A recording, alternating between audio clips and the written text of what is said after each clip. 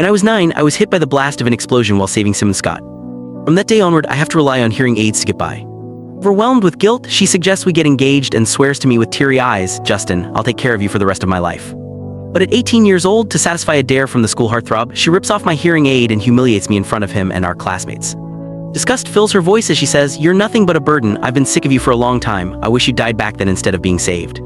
I clutch the hearing recovery report in my hand and say nothing.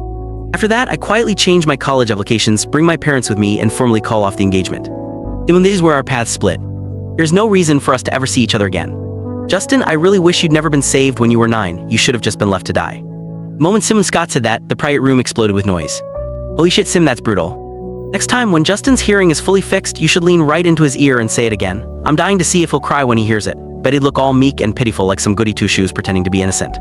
Why would it matter if he heard it? Who would want to cripple anyway? Sim's the only one charitable enough to keep him around." I froze where I stood. My fingers clamped tight around the hearing recovery report stuffed in my bag, my mind completely blank. After the college entrance exams ended, my parents took me out of town to see specialists. My hearing was cured and I no longer needed a hearing aid. Today was my birthday. I planned to surprise Simone. I wanted to tell her my hearing was healed, that I wouldn't be her burden anymore. I never expected that the carefully planned surprise would lead me to overhear her cruel, cutting words. Her words stabbed straight through my chest, twisting until my heart seized and I could barely breathe. A nails pressed into my palm, pain shooting through me. I bit my lower lip and looked at Simone, wanting to ask why, but she didn't even notice me. She twirled the white hearing aid between her fingers with a mocking smile on her lips. "All right, that's enough. At least Justin saved my life when we were kids. Watch what you say, don't let it get back to him." Everyone immediately got the hint. "Got it, our lips are sealed." Geez, Justin hitting it off with Simone, being deaf his whole life would be worth it.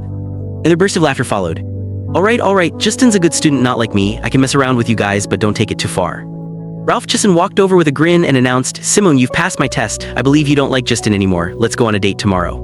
Simone's lips curved with a smile. Her eyes softened, tenderness spilling over as she whispered, "Okay." I stood there in a daze, my mind completely blank. It felt like the world had stopped turning. The laughter and cheers melted into a sharp, piercing ringing. "Hey honey, what are you thinking about?"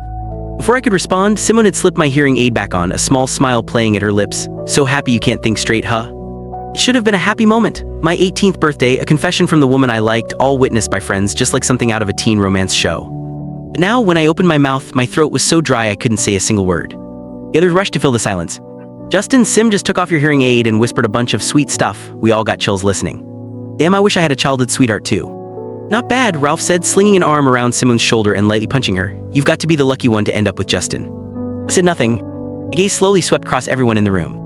They smiled and congratulated me, gave me thumbs up, and even joked about waiting for the wedding. Not a single one showed any slip of emotion. Their expressions were unnaturally calm. Click the link on the homepage to watch the full follow-up for free.